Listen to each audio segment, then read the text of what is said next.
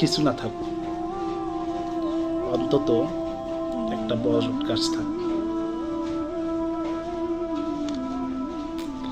আমি বট গাছ বলতে এখানে আমার বাবাকেই বুঝাচ্ছি। তিনি আমাকে যেভাবে আগলিয়ে রাখেন, যেভাবে ভালোবাসেন, সেটা বলতে হয় আমার জীবনে আর কখনো পাওয়া হবে কিনা জানি না। তবে বাবার জন্য আল্লাহ হায়াত বৃদ্ধি করেন, তাকে সুস্থ রাখেন। আল্লাহর কাছে প্রতি ওয়াক্তে নামাজে আমার বাবা আর মাকে নিয়ে প্রচুর দোয়া করি, আল্লাহ তুমি তাদেরকে সেইভাবেই লালন পালন করিও যেভাবে আমাকে লালন পালন করে। রবের নিকট অনেক চাওয়া, সেই চাওয়াগুলো সব তো আর বলা যায় না। তার ভেতর অন্যতম একটা চাওয়া হচ্ছে আমার,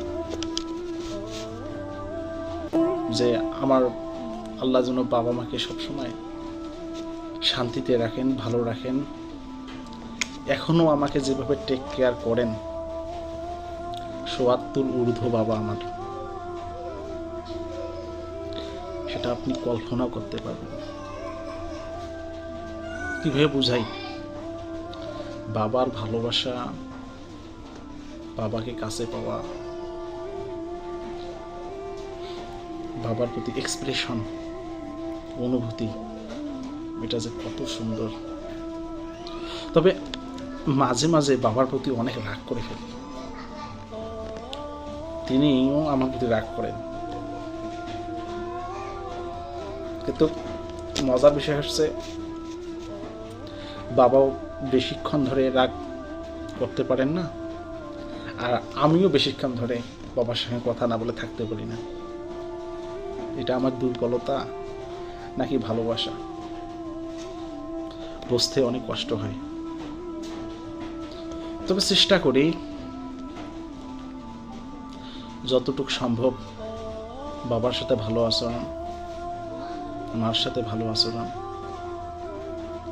করার। কিন্তু জানি না তাদের প্রত্যাশা মতো, তাদের চাওয়া মতো কতটুকু সৎ আচরণ ভালোভাবে করতে পারি।